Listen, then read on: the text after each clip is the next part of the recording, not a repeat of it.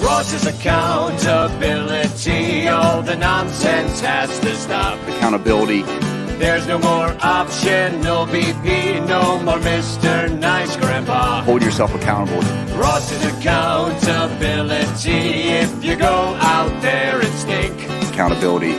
David'll get nasty and mean, and he'll tell you what he thinks. Accountable. No more missing signs or sloppy fielding like last year. Accountability. If they're thrown out on the bases, Ross will get up in their faces. Ross's accountability, let's all be responsible. Accountable. Doing their jobs out at Wrigley, be so accountable. Accountability, holding guys accountable.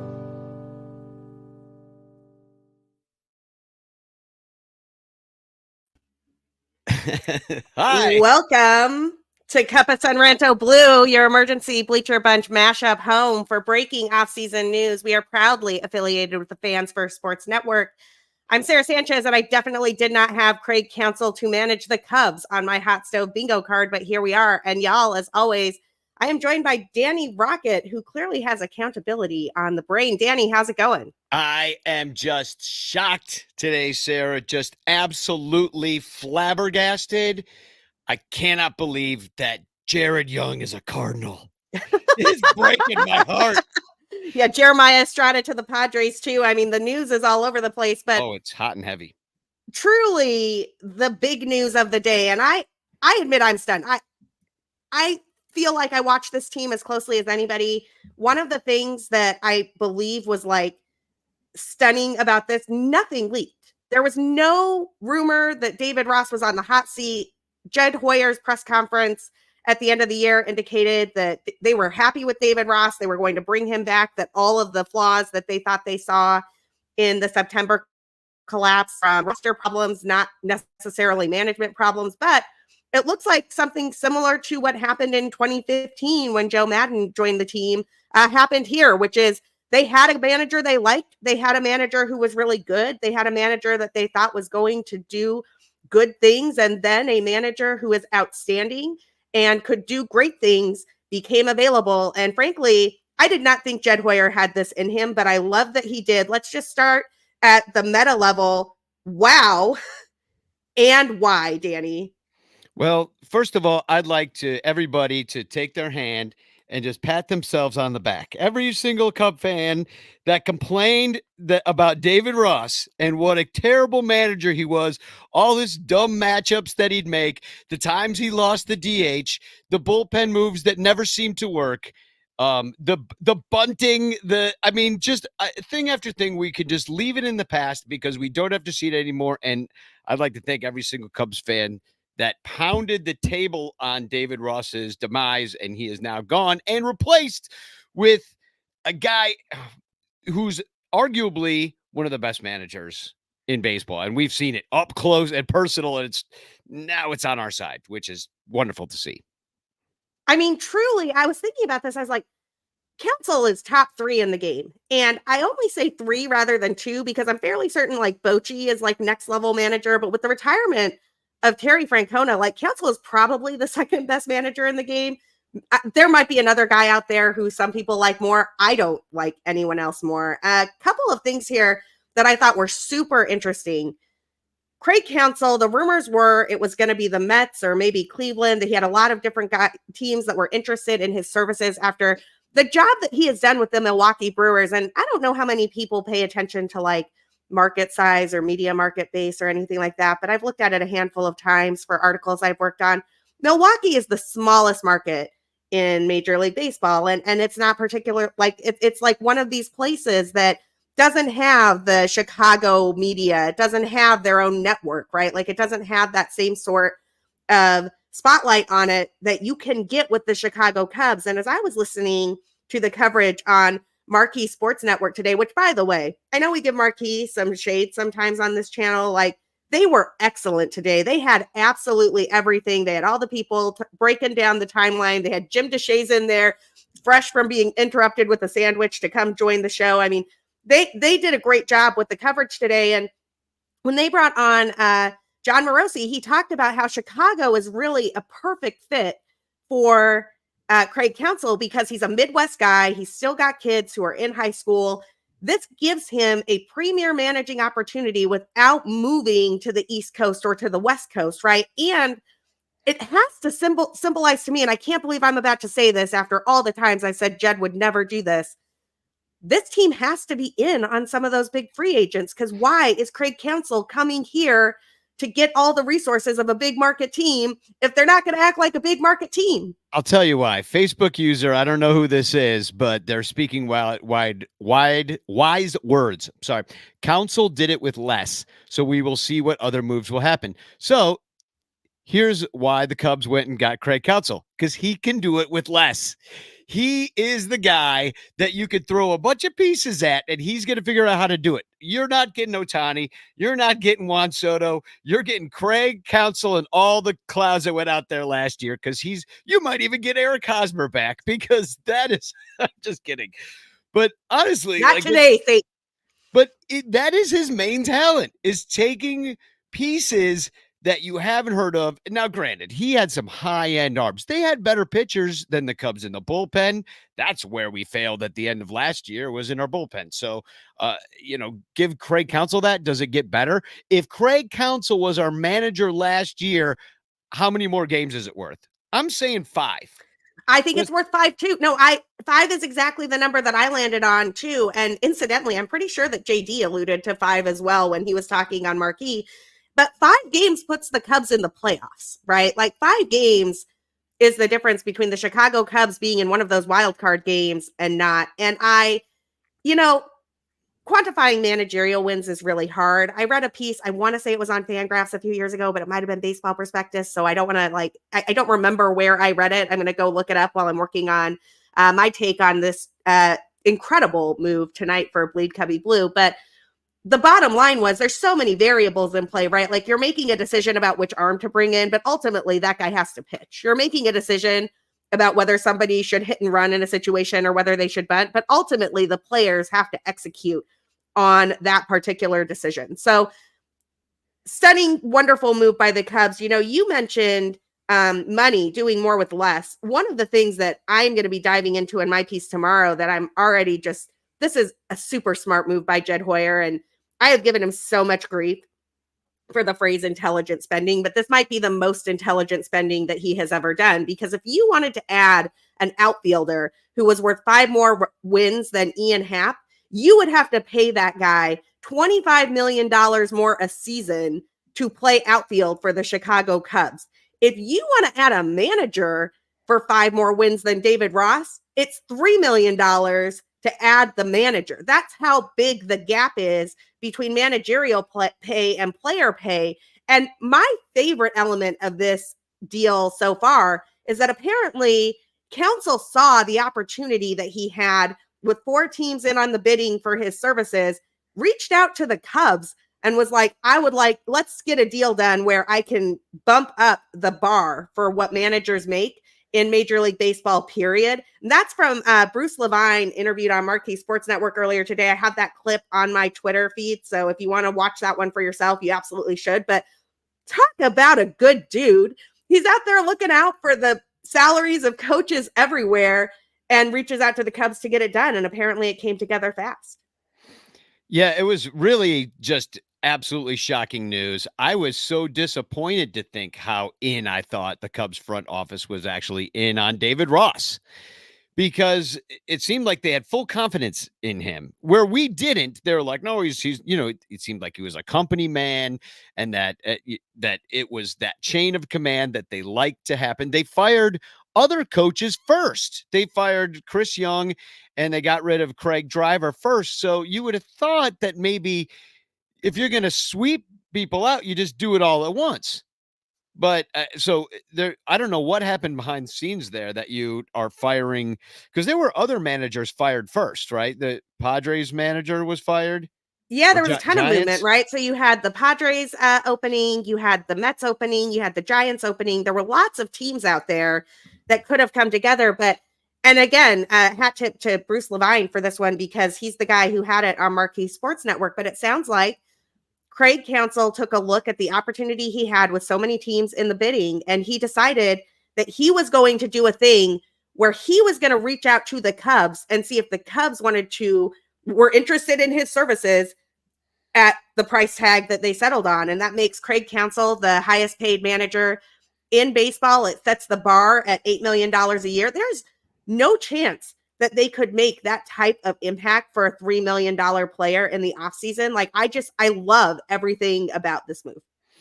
Yeah, it's really exciting. I wonder how it'll play. And, as a fan too, I know if you've been watching the Cubs a long time, he's been managing the Brewers a long time, and he's been in that other dugout, annoying the living crap out of all of us. And I've looked through my tweets and I've said some choice words about Craig Counsell and the fact, mostly because I'm mad that he's so good, and it always screws over the Cubs. Like, why don't we have somebody as crafty as Craig Counsell? So I'm wondering if I can get over. I think I can. I get over some of my, I used to call him a rat face and say terrible things about him. And, and I need to absolutely turn that around and delete all my old tweets so that nobody knows that I ever said anything bad, especially him, in case I ever meet him. He won't know all the trash I talked about him when he was in the other dugout. I mean, I got a text here. Let me see if I can find it. A couple of texts. First of all, Eric Wheelo, if you watch the Sun Ranto show, he's our resident. Yeah, how's Wheelo? Is Wheelo doing okay? Like, I was worried about Wheelo earlier today, not gonna lie. So many people texted me right away. And here's my Wheelo one. He said, you have to be effing kidding me. Effing turncoat. I'm speechless. This is the absolute worst case scenario. And then he goes on to say, this one hurts a lot. I'm shocked. Just goes to show he hates our ownership as much as we do as fans. Poverty franchise. It's got some shades of what's his name? The OJ Simpson character that tweets about the Brewers. Oh, yeah, Kato Kalin. That's got some shades of Kato Kalin. Somebody go check on Wheelo. Yeah, but at least this time there's maybe a reason to feel that way. Kato goes off because a guy struck out. Let's talk about this a little bit though, because I think that Cubs fans have had a similar complaint about our ownership, but just like on orders of magnitude, right? Like, clearly the Brewers spend less than the Cubs, and they never are in on some of those bigger moves. They're always churning to try to get advantages in terms of prospects and whatnot. This is why they flipped Josh Hader with 2 years left on his deal, for example, to try to get some prospects back, to turn that around, even though Devin Williams was not quite ready to take over for Josh Hader at that moment in time. And I wonder, Cubs fans have worried that the Cubs don't act like the juggernaut they should. They don't act like the Yankees. They don't act like the Dodgers. They don't go out there like the Giants and try to put out the $250 million contract. Is this a sign that the Cubs are going to go out and try to spend more, or is it a sign that they're going to go out and still try to do those mid-level moves, right? Like the Jordan Montgomery instead of the Aaron Nola, but now they have Craig Counsell, so they can just get the most out of those moves. Well, that's what I'm saying. I think that this is the move that Cubs fans should be a little frightened about. Like, it doesn't mean Craig Counsell's entire talent is finding the diamond in the rough to, be able to maximize his roster the best he possibly can. He knows when to bunt. He knows when to hold them and fold them and all that stuff. And that's what they wanted. That's what they're willing to pay $8 million for. And maybe it means you can do more with less. So that is my fear. But we are still the freaking Chicago Cubs with some money to spend. I mean, Hayward is off the books, y'all. And Marcus Stroman's off the books. I know we're going to get to that, but that's a lot of money right there too. So they've got a lot of money to spend. So I'm hoping you go Craig Counsell, and then you load up with stars, like bring back Belly, trade for Juan Soto. Like, let's get this thing going, and let's just mash this year. And why not? I want more in 24. Here for it. So I have not fact checked this story. I have no idea if it's apocryphal, true or false, but this came to me on Twitter when I was tweeting about how much I like Craig Counsell these days. And Josh D at Policy Josh says, did you see the one where Prince Fielder said he was thinking about bunting and Counsell said he'd punch him in the face if he did? I need this story to be true. Somebody fact check this for me and find me the video on this or the quote or the original article or something, because please, yes, never bunt. Never bunt. Like, so far, all I know about Craig Counsell is that he has been more successful than David Ross. He has excellent labor instincts. He wants to do good things for other managers and coaches in the business. He understands that the Midwest is a much better place to live than New York City, and he apparently told Prince Fielder he would punch him in the face if he ever bunted. Yeah, I would never tell Prince Fielder I would punch him in the face. That just seems like a death sentence. So I don't know how smart Craig Counsell really is if he's telling Prince Fielder something like that. Like, that seems dangerous. That seems, yeah. And even Facebook user says, I have wanted to punch Counsell in the face for years. I got a tweet from Carrie Meyer. She said, I'm gonna need an emergency podcast about this hideous news. So she's not that big of a fan, just because she's been not a fan of Counsell for so long. And so it's like, it kind of reminds me of when we got Jim Edmonds. You know, it's just like, he was good, but yeah, but I kind of got over my Jim Edmonds hate within about, I don't know, a month. It was weird for like a month, and then he did something good, and I was like, I'm in. It's fine. This is great. I'm gonna push back on, like, I don't think I have old Craig Counsell tweets. I mean, I might go through and double check, but I don't hate him. I never have. He's not somebody that I am like I hated Tony La Russa, man. Like, Tony La Russa coming to the Cubs would be the worst. Somebody at First Pitch Arizona this weekend asked me how I would feel if Yadi Molina came in to manage the Cubs, and that's a level of, like, you know, bringing AJ Pierzynski to manage the Cubs. That's like dagger to the soul of a Cubs fan, right? I don't feel that way about Craig Counsell. I'm just annoyed that he has been beating the Chicago Cubs at like every level of managerial chess for multiple years now. And so I'm pretty thrilled that he's going to be moving those pieces around for my favorite team.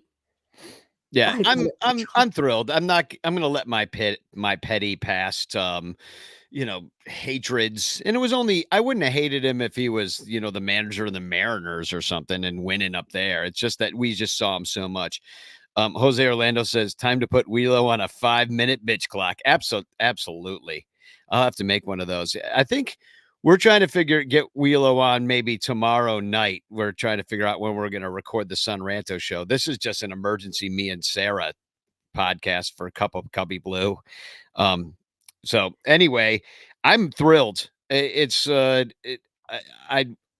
hope it portends more spending, because if I know that it's not the kind of thing where the manager counts against your payroll, you know, at all, but it means that they're just all in at getting the top talent that there is out there. So if that goes to the pitchers, then maybe we get Yamamoto, maybe we get Blake Snell, like, you know, they cut. Now they need 2 guys, like, right? I mean, because Stroman walks, and I don't think they wanted Stroman back. I think Stroman walking for us might be a really great thing. I was not sad to hear that news. I was only sad for our friend Levante with the Lost Boys, because they had a relationship with the kids here in Chicago. Maybe he'll go to the White Sox, you know, that'd be cool. Yeah. We're going to talk about Stroman in a second. I do want to, a couple of people have come to me with this one. You know, Counsell's a Notre Dame dude, and I am a Notre Dame gal. So, like, I'm loving the idea that we've got some Notre Dame management skills here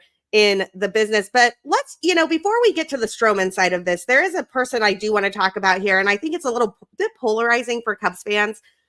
David Ross. David Ross, World Series champion David Ross, got carried off the field in Game 7, hit a home run in Game 7 of the World Series to help break a 108-year-old curse. Like, we had, I don't know how many people who are watching this right now have read the introduction that Theo Epstein wrote to David Ross's book Teammate, but if you read that introduction that was penned a full 2 years before Ross was hired to manage the Cubs, you saw Ross as the next manager of the Cubs coming. It was very clear that he was a guy that they had sort of pinned down as top tier managerial talent when he was a backup catcher, that they liked a lot of things about him.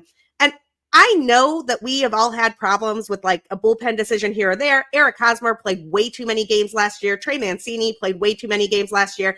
I pulled my hair out every time I saw Tucker Barnhart in the lineup for hashtag reasons. I was like, what could he possibly do that would be helpful? And I am convinced that all of those things result in the 5 wins that kept the Cubs out of the playoffs last year. So it's not even like I'm surprised. At the same time, I think David Ross is a manager who was in the top third in MLB last year. Like, he wasn't bad. There are a bunch of teams out there who could hire him, and it would be an improvement over their current management situation. What is David Ross's legacy with the Chicago Cubs? And I mean, I kind of feel for the guy. I mean, he did great things for this franchise. I thought he sucked. I mean, I'm sorry to put it so bluntly. Here's a guy, and it's maybe not his fault. You know, you throw him into the deep end of the pool with absolutely no experience as a manager. Dude's first year was COVID. First year, you know, he's managing that. He's managing the team, so everybody gives him a pass. Second year, you get Blue Friday. Everybody gets traded off the team. All his old dudes. The reason you hired him in the first place was to put that band back together, the Rizzo Ross band. And they were going to go to the playoffs that year. They did not. So, and it was a failure. That year was a failure. They had to sell off because they stunk. You know, with the old core, they stunk. So, you know, so I got to say that it's really been a ride downhill with that guy. So, and this year they finally give him a team. Now, it's his fault for throwing Hosmer being and Mancini. It's his fault for being too veteran oriented for the team. It's his fault for not recognizing the talent of Nelson Velasquez. It's his fault for taking a guy that hits a grand slam. This happened multiple times last year. A guy hits a grand slam and gets benched. In freaking sane. That's just not how baseball works. He had no experience. Now he has some experience. So do I think he was so freaking god horrible that he couldn't get more experience and learn to be a better manager? Yeah. But whatever was going on with him this year was not good. He was, I thought, a poor manager in the fact that even with all the things that were going wrong with the team, he made it even worse. He took a bad situation and made it worse. So I've never been so frustrated with a manager. Never. Little Yumper says, oh, come on. Never? No, never. Mike Quaddy managed this team. Dale Fame was put in charge of the Cubs on purpose. I watched Jim Riggleman do absolutely bonkers things, and you're telling me David Ross was the most infuriated you've ever... Because I didn't expect anything from those teams. Those teams were supposed to stink. This team was supposed to be good. It was him managing in 2021 with the core, with the band back together, and Anthony Rizzo, Chris Bryant, Javi Baez, and all those clowns couldn't put it together. And under the tutelage of David Ross, were they too loose? Were they not paying attention? Was Javi too stoned? I don't know. But it didn't work. And nothing David Ross ever did worked, except for in the pandemic season, which does absolutely not count. Don't tell that to Dodgers fans. That's their asterisk World Series. I'll tell him to his face. You've got a friend in Lasorda's ghost. You've got a friend in Little Yumper, Danny. He's quoting you here. I don't mean to be blunt, but he sucked, Danny. I think that there are a lot of Cubs fans who feel the same. I just have to admit that right after the Cubs won the World Series, when the World Series jerseys were out, and I had a choice for which jersey I was going to buy with that World Series patch on it, I am not remotely ashamed to admit that the jersey I went out and got was the David Ross jersey. I feel like what David Ross did as a member of that team, as the backup catcher, as the Grandpa Rossi figure, making stuff happen down the stretch, I thought that was meaningful and important. I think the only guy that maybe had as big of an impact on that World Series team, both with his bat and his leadership and his presence, was Ben Zobrist. And I think that those two dudes not being there in that period of 2018, 2019 was sort of that was the end for Joe Maddon, right? And no shade to Joe Maddon, who I adore. I think Joe Maddon should also be getting some looks for some of these managerial openings if he is so inclined to take one of them. But I think it always seemed to me like David Ross and Ben Zobrist had a huge impact on those teams. And so I'm sad to see his tenure as Cubs manager come to an end in a way that must have truly been shocking, right? if you're David Ross, from what I can tell, piecing together the timeline here, and we had a great quote, a great comment, just a few back here. I wish I could find it. Maybe you can, Danny, while I'm talking about it, about the timeline here that says the Cubs would not have gotten permission from the Brewers to speak to Craig Counsell, which means that there's no possible way any conversation happened on any of this prior to the first day of November, because the Brewers would have had to grant permission for the Cubs to talk to Counsell, and they most certainly would not have. There's just no way that they would have. I think we can all agree on that. But from what I was hearing earlier today, again, Bruce Levine on it with this on Marquee Sports Network, if you get a chance to go back and record the Cubs 360 Live that is running on repeat right now on Marquee Sports Network, you absolutely should watch it. There's some great nuggets there. That he said this came together in 30 hours, that Counsell's people reached out to the Cubs to see if they could get a contract done of this magnitude, and it came together. Jed Hoyer got on a plane to go talk to David Ross like today, I think. Wow. I mean, this is all right. That's why this didn't leak. It happened like while we were sleeping. So you know that you want to talk to the Cubs, and you know that David Ross is already the manager of the Chicago Cubs with a under contract for the Chicago Cubs. And you have the nerve to call up and take another dude's job? I mean, oh yeah, this is some mercenary level shit from both Counsell and from Jed Hoyer. Like, there is some like YOLO, you only live once, mercenary ninja shit going on here. Yeah, I mean, yeah, the John Veen is in the chat here, says, should we be giving Counsell props for looking out for other managers if he shivved Ross? Yeah, I mean, he set the market at 8 million. Is that what he's getting? 8 million? 8 million, yeah, for 5 years. Then 5 million was Milwaukee, 5.5 million was Milwaukee's best offer. And I guess the Mets didn't want to pay him, or they didn't link up on just philosophy, maybe it could have been.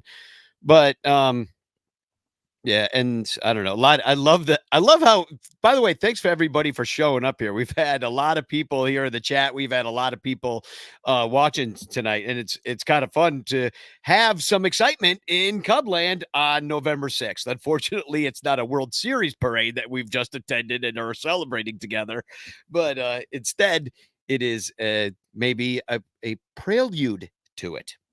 Well, and we've got Terry E. And I have not listened to David Kaplan's emergency pod today, but I'm definitely going to do that as soon as we are done here. He said that nobody in the Cubs building knew this was happening until Jed called everyone at noon today.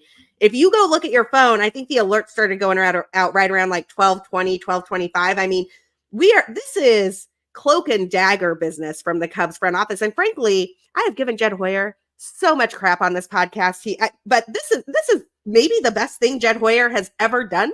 I cannot think of any move that Jed Hoyer has made with the Cubs, the Red Sox, the Padres, anyone that compares to what he pulled off here. It certainly is shocking. I know I was absolutely shocked. I looked down, I was working. I looked down at my phone. I had 43 alerts and everybody texted me. And I'm like, oh my God, what happened? And it took me a second because it was just everybody saying, oh my God, can you believe it? Just exclamation points, gifs of jumping up and down. I was like, what happened? Did we get, Ohtani? Now that would be even more shocking. I love this comment from Rogue Wave Creative. Sarah rules. Danny is okay. Bless you. We love you. Danny rules too. Danny is truly the best, but we appreciate the support. I do. So the way I found this out, I flew back from First Pitch Arizona last night on a red eye. So I took today off of my day job, and I got in at 5 o'clock in the morning, slept until about 10:30, just trying to feel like a human. I had one meeting that I had to take today, and it happened to be right when all of this was going down. And so my phone was in the other room. I didn't see the alerts as they came off. I took my meeting. I'm just kind of doing my thing. And when the meeting is over, I go check my Twitter, and Jeff Zimmerman had tweeted me a Bob Nightingale bad tweet. And I was like, why is Jeff sending me Bob Nightingale being wrong about the Mets and the Brewers? And I was like, the only possible reason would be if the Cubs were involved. And then I figured it out. So thanks for that, Jeff. That was a great way to figure out what was going on there. The Cubs hiring one of the best managers in baseball to lead my favorite team. Can I put up a tweet real quick? I just screenshotted this on Twitter. Aunt Susie, I am Sue too. I don't know if you follow her on Twitter. I do. She's great. Yeah, so she says, I still say if the Cubs had a great stretch in September and made it to the playoffs, Ross would still be the manager. I know some of y'all disagree. I don't believe it was as simple as Craig was available. But what do you make of that? The fact that it was actually good that the Cubs faded down the stretch, even though you mostly have to blame an injured bullpen, you know, it's I some think, no, I injured think she's right. Candelaria, but I mean, it goes back to think about the song that you played to open this podcast, the Rossi's accountability thing. Like that was the idea was that the team would be less streaky and that they would be more consistent with an old school baseball guy like David Ross at the helm. And, like that song is a little tongue in cheek and it's funny and yada, yada. But I think that them being they were either the best team in baseball or the worst team in baseball for the entire 2023 season. There was no in between, right? Like one of the reasons people talk about the Cubs run differential as an indicator that they should have made the playoffs. And that is true. But part of the reason their run differential was so high is because they would just come out and score they dropped 20 runs on the Reds one day and 16 runs on the Reds the next day and then lose the season series to the Reds. So that streakiness ultimately is one of the things that did them in. And some of that is on the manager.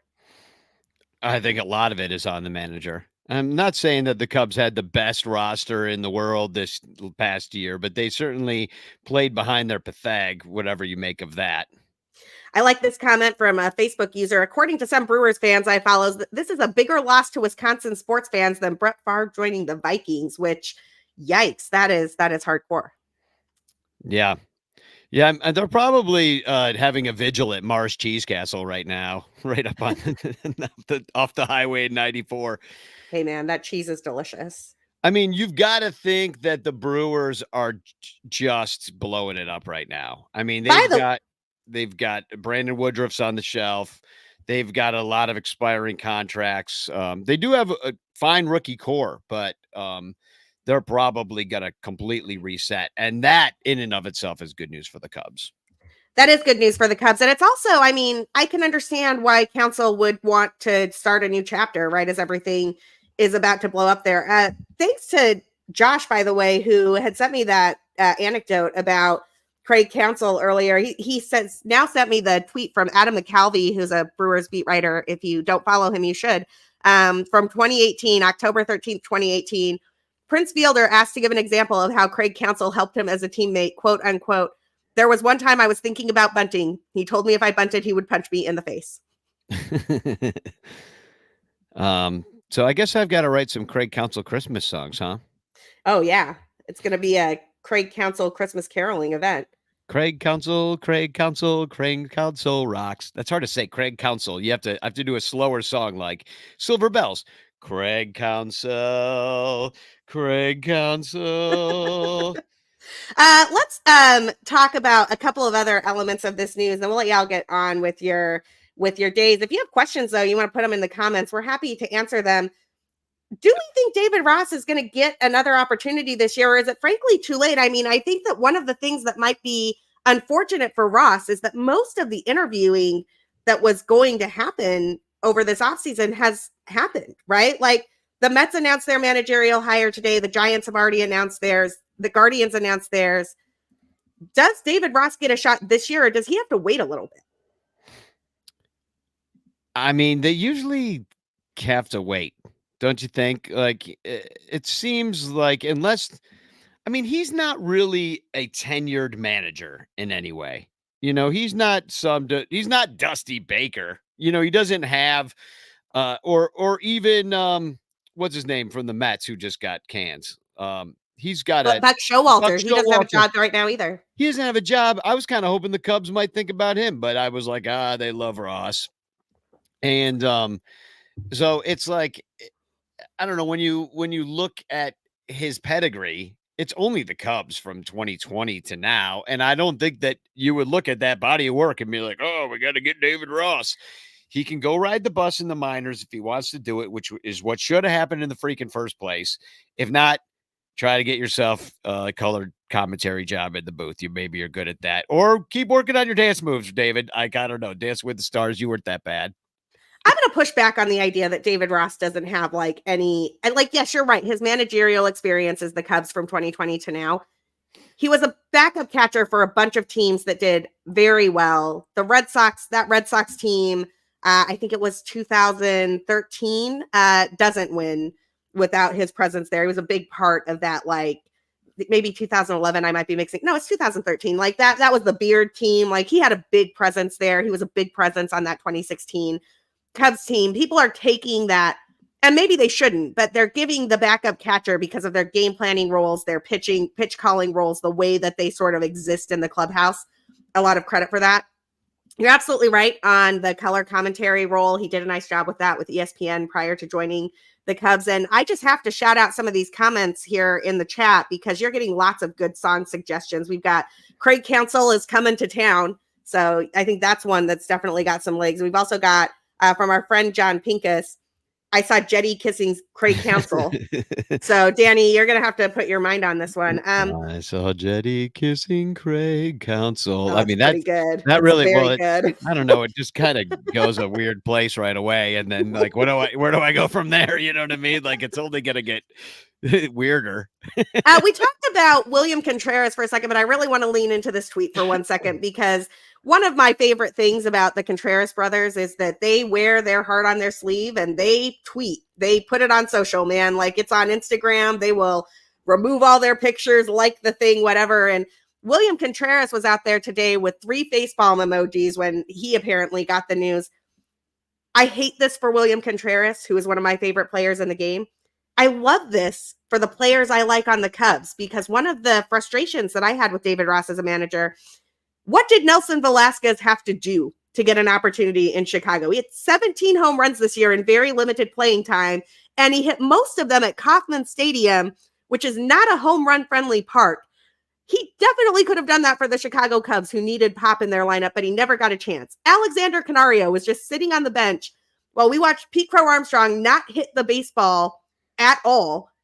And Alexander Canario's got an OPS of like 1,200 at the time, right? You've got Christopher Morel doing Christopher Morel things. And none of these dudes are really getting the look that they need at like a position. Christopher Morel just needs a position. Just give him one place where he can master the defense and play every single day. And that dude is a potential all-star someday. What do we think about Craig Counsell's ability to manage some of the Cubs' young talent that is coming up through the system? Yeah, I mean, well, that's all the Brewers ever had, right? So, I mean, maybe it is the absolute right choice for this young crop. And, you know, we've got a million outfielders coming through, including all the guys you just mentioned. And Canario's having a nice time of it down in the Dominican right now. He's well, actually, he fell off a little bit, but James Triantos is making a case to be the MVP of the Arizona Fall League. I got to see him play in Phoenix this weekend, and prior to the Fall Stars game, I think he was hitting like 415 or 425 or something. I mean, he is getting Dustin Pedroia comps down there, and yes, please, I am here for it. If Craig Counsell can really get the most out of what is going on with this Cubs farm system right now, that could be an incredible addition to this team. Yeah. Mike Praz, hey, Mike, says they taught Madrigal third in the span of like 2 months, and then they can do it with Morel. It's like, why would you do all that training with Nicky Five Steps when you've got Christopher Morel, who could actually hit dongs? Like, if they let him play every day, he might have hit like 40 home runs. They really needed that. Nelson Velasquez hits a grand slam, sits. Canario hit a grand slam and sat. None of it made any sense. So I'm hopeful that Counsell plays it differently. And the fact that the Brewers were always bringing up guys, always having prospects, that's how they operated. The fact that was the case for him, it gives you hope that he's going to be great for our young prospects, because there's a huge crop coming through. We don't know who's going to hit. We saw a lot of the pitchers start to rise to the top last year.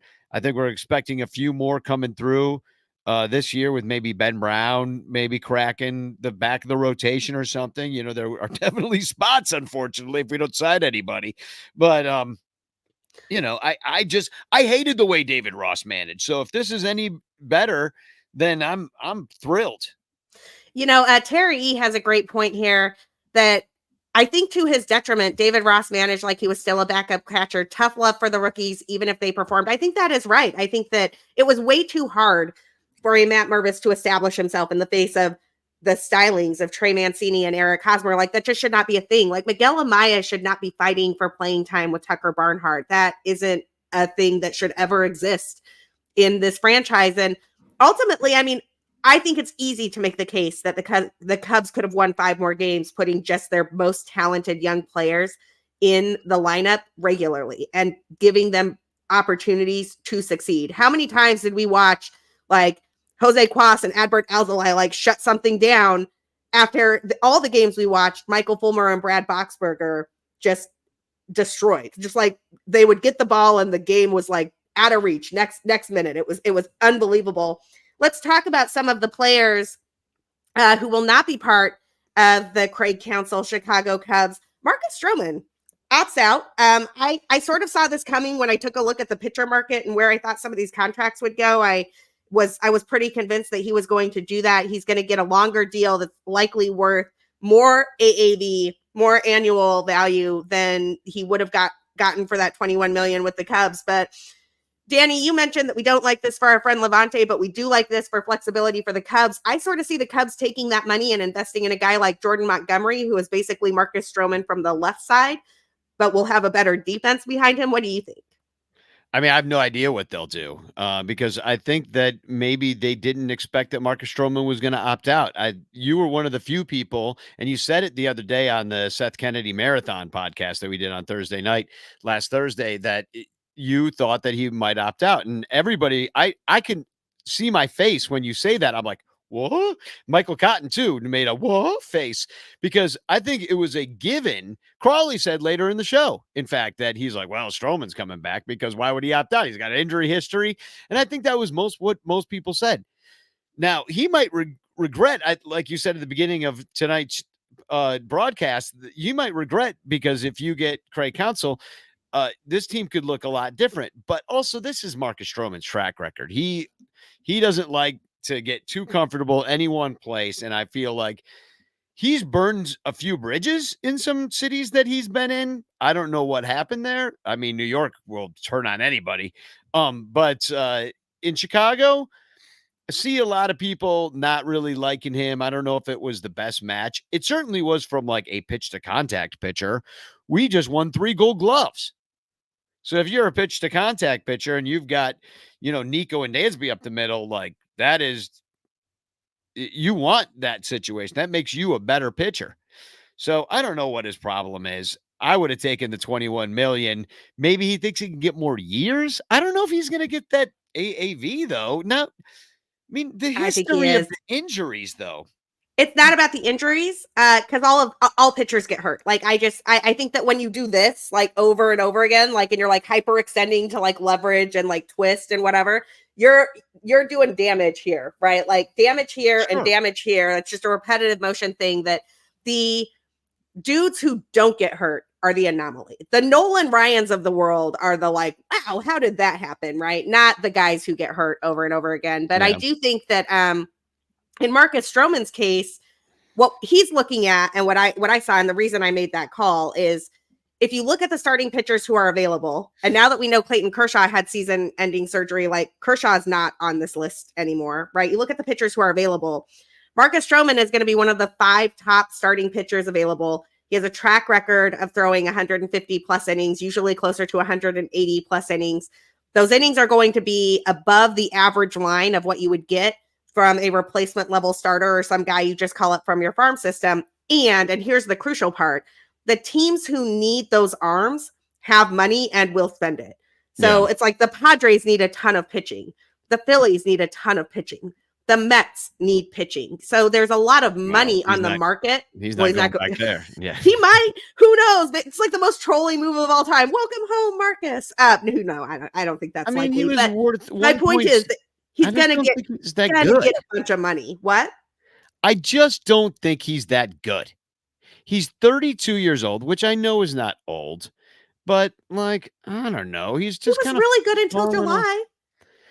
He was really good for the Cubs until July. He had like the second lowest ERA in the National League, and then he got hurt. Yeah, he was very good, I guess. But I mean, I don't know. But then he fell apart. I don't know what to say. Like it doesn't he it it wasn't my favorite. I Like hear that. it, But like it I'm wasn't just saying the market is set in a way that it makes sense for Stroman to see what he can get on the market. Because at bare minimum, he's going to get himself a guaranteed job for 3 or 4 more years. But at maximum, he's going to get that job at more money than the Cubs were going to pay him this year anyway. that's their And loss. and Good I luck to you. and so but you're absolutely right. That gives the Cubs some more financial flexibility to add a different starter to this mix and to sort of reset the team for Craig Counsell, right? Like Craig Counsell is not going to inherit all 5 of his starters. Like he can have some input into who that starter should be, whether he wants a Jordan Montgomery type or an Aaron Nola type. And I think that is a really interesting place for the Cubs to be. The guy that I want them to take a look at is this Yamamoto dude from Japan who this guy looks filthy. And I am here for adding to the Japanese contingent of Cubs baseball players. That'd be cool. Yeah, and he's won a bunch of awards, like the equivalent of the Japanese Cy Young. Infield Fly Girl was talking about that the other day, that he's just like he has been the top pitcher in Japan. So that is huge. And I think pitching, if Yu Darvish is any indication, might be a little bit have a faster impact than the hitting could. And I'm not sure why that would be, but because I haven't thought about it. But maybe if I think about it or talk to a Japanese ball player someday, maybe they could tell me why. But I think pitching is ahead of hitting anyway. Like in almost all aspects of the game, it's almost always ahead. I also want to clear something up. Dubs 1908 says, I don't know if this is Mike Dubs, but if it is, hi Mike. But he says some people downing Stroman are the same ones wanting Montgomery or some Sonny Gray. I'm not downing Stroman. I wouldn't have been sad if he came back and pitched for the Cubs. I just don't know. And I think it was actually a pretty good fit style wise, because of the defense and stuff. But it just didn't feel right for something about I don't know. Didn't feel like he enjoyed his time here. And I don't know what that was about. I don't know if he was always in the media, these guys, they don't want to talk to me about an extension. And, we're all kind of like, hey, dude, like, why don't you just pitch? Like, may I speculate for a second? Yeah, please. Because I do have a thought here, but it is pure speculation. I have no sourcing on this. This is just like, I watch this team a lot and I saw what happened to Stroman being basically the same thing that happened to Wilson Contreras, and both of them trying to like create some leverage in the media by like, hey, why isn't the front office talking to me, yo? And like the front office going crickets. I kind of think, and I'm not saying that Craig Counsell is going to fix this because I'm not sure how like progressive and like bat flippy Craig Counsell is either, but I kind of think that there are some baseball players in Chicago who have just not been the David Ross, Mike Napoli mold of what they envision this team to look like going forward. And Contreras found himself on the outs of that. Javi Baez certainly found himself on the outs of that. Marcus Stroman found himself on the outs of that.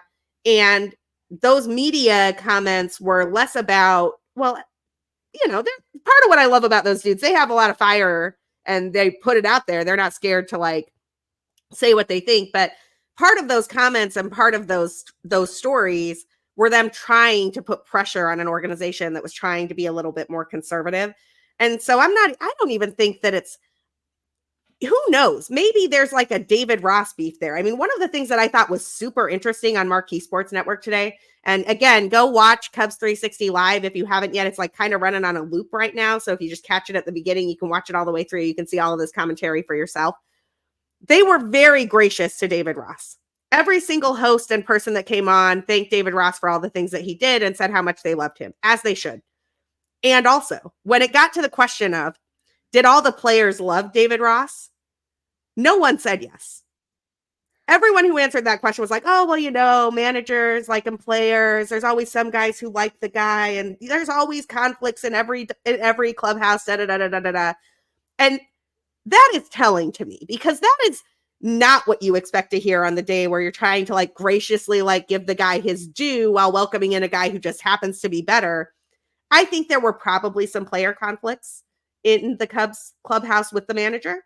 it would not surprise me if Marcus Stroman and David Ross didn't have like a stellar working relationship. Which is one of the reasons that prior to us jumping on here to record, when you were like, you said, oh, we got to talk about the opt-outs. We got to talk about these players who have been picked up on waivers and whatnot. Yes, we do. And also, I sort of wonder what Marcus Stroman is thinking today, because if one of the factors that led him to opt out was the leadership in the clubhouse, that has changed.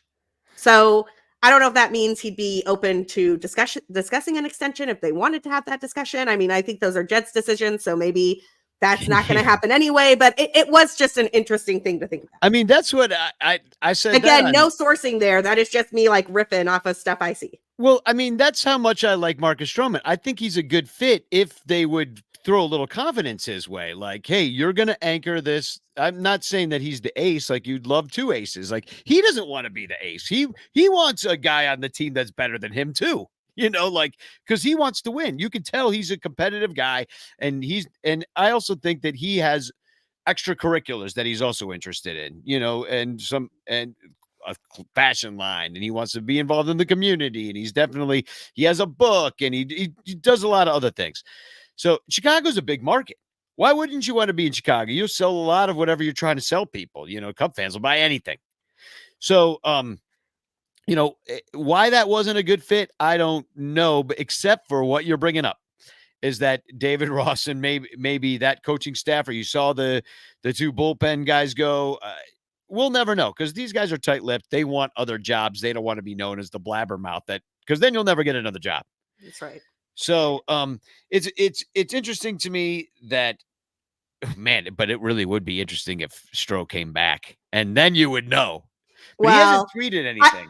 Nobody said anything like that, but it would be interesting indeed. We're currently talking about some of the other player moves that have happened, but if you're joining us, you know that we're here because the big news of the day is that somehow through an absolutely stealth operation that did not leak even to the Cubs office staff until noon today, the Cubs have hired Craig Counsell as their newest manager. He will be the 56th manager of the Chicago Cubs. David Ross has been dismissed with lots of gracious gratitude for his services to the Chicago Cubs, both as a player and a manager. And whatever team Craig Counsell inherits, he has the opportunity now to shape the coaching staff. And I'm curious, Danny, you know, we had just been really excited. I had been really excited, at least, about, you know, John Maley coming back into the fold, getting a job with the big league team for next year. You've got Tommy Hotovy has been an excellent pitching coach for the Cubs.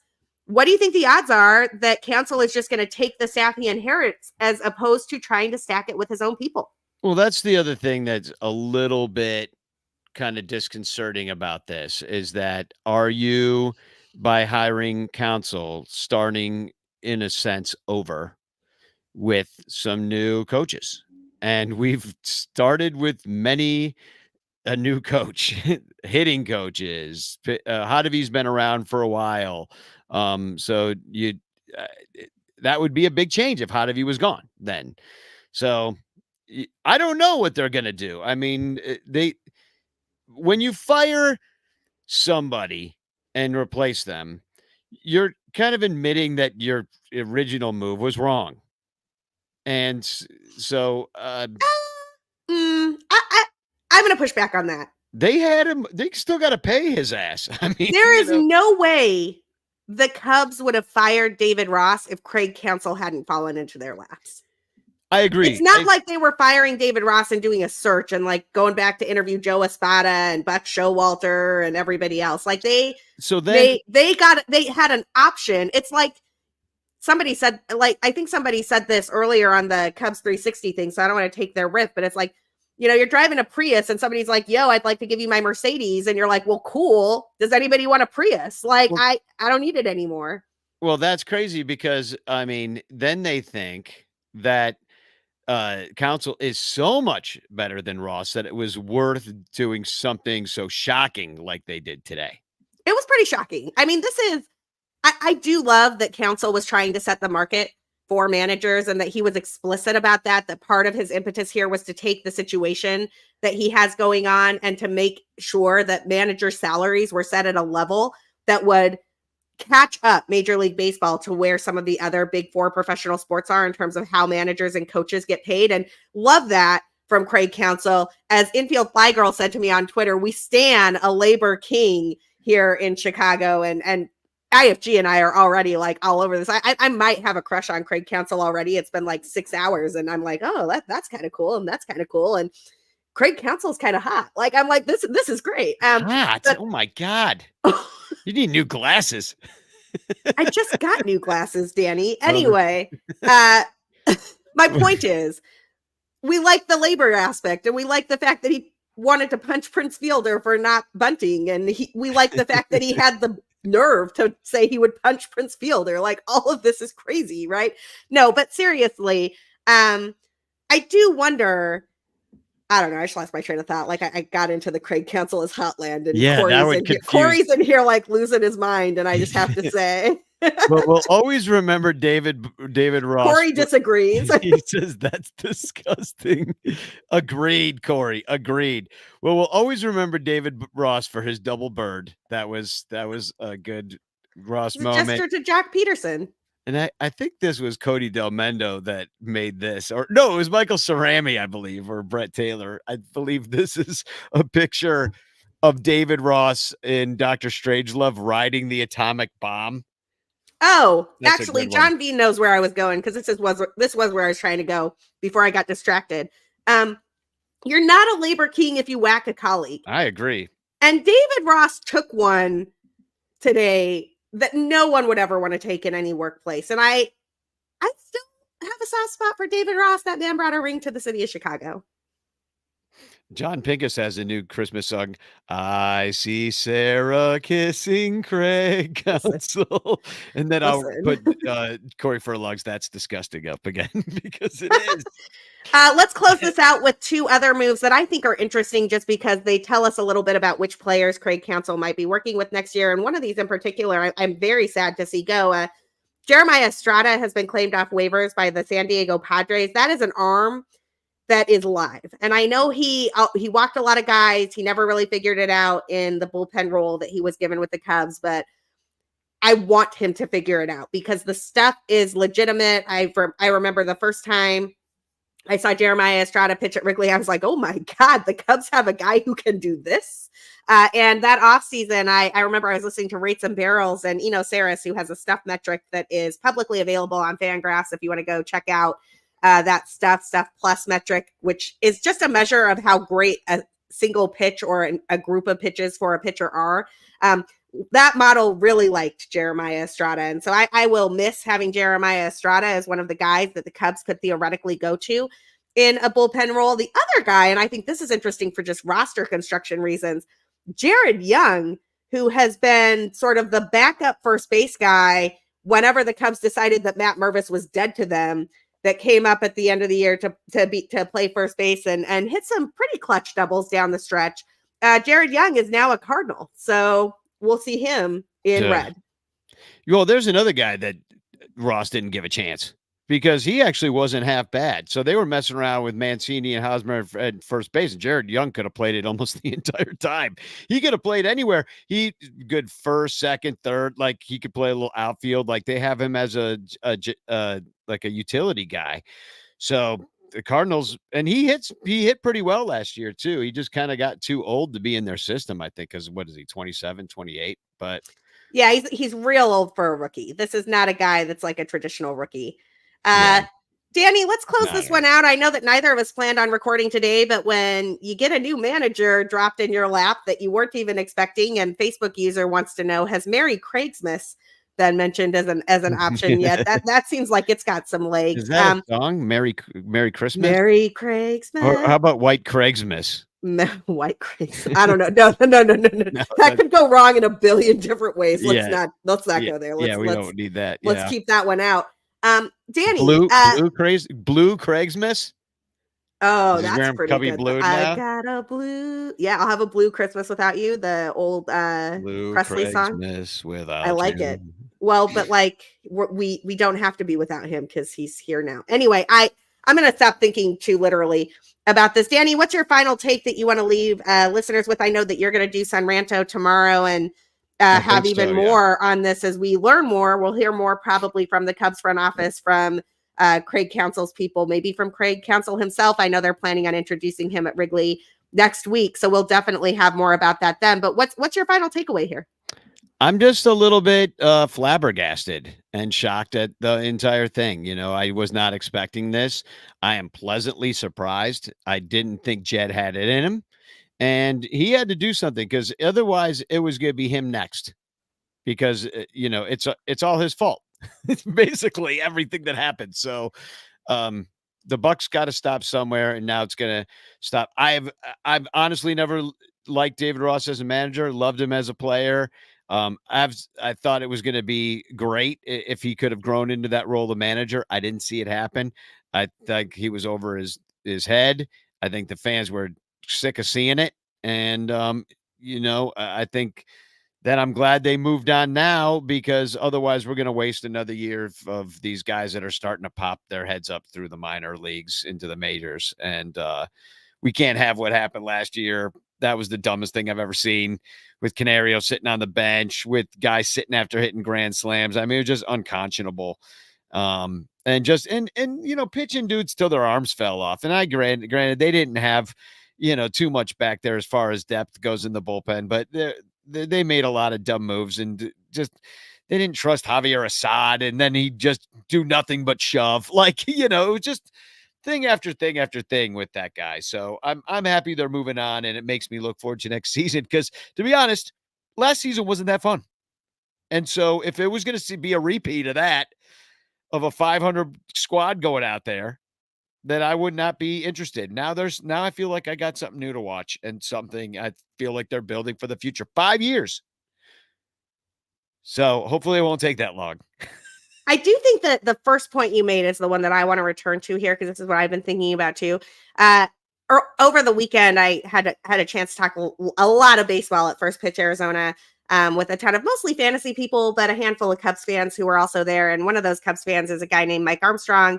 We were chatting a little bit about Jed Hoyer specifically, and I, you know, he kind of gave me a little bit of grief today, because I had been riffing on Jed Hoyer's inability to make big moves. Like, I just felt like he never did the bold thing. He always did the safe thing. He's always like playing in the margins of like the 60 to 80th percentile, and that would make things difficult for him in terms of winning a championship at some point in time. And, you know, I just have to say, this is the boldest thing I have ever seen Jed Hoyer do, and I am here for it. I think it is an absolutely great move for the Chicago Cubs, and I am really excited to see what this Cubs team does next year with Craig Counsell at the helm. Our friend Dennis Huffman adds that Jesse Rogers has reported that Drew Smiley has not opted out, so he will be back for 2024, and that's a potentially useful arm for the Cubs, both as a starter and in the pen. I know he ran out of gas. He's never really thrown more than 90 or 100 quality innings in a season, but if the Cubs could use him in creative ways, that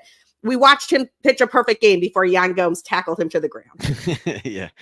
Yeah, maybe this time, if Gomesy doesn't tackle him, we'll see that next year. Speaking of Yan Gomes, we get more Yan Gomes next year, people. You know how I feel about that. You can hear more about my takes on Craig Counsell, Jed Hoyer, and Yan Gomes by following me at BCB_Sarah. Make sure that you're also following Bleed Cubbie Blue for all of your news. I'm going to have a piece out there tomorrow with more thoughts on my trade here, and I'll have writing there all off season long. Danny, where can people find you and your work? I'm at Sunranto, and also follow the Bleacher Bunch. And would you give us a review? You know, go to the iTunes or wherever you listen to the show. And know people are watching live right now, but we do have this podcast feed, and we'd like for more people to know about it. Help our ranking and give us a review. And you know, I'm gonna play Ross's accountability again after we say goodbye. So I'm right there. So I'll say goodbye. So bye, everybody.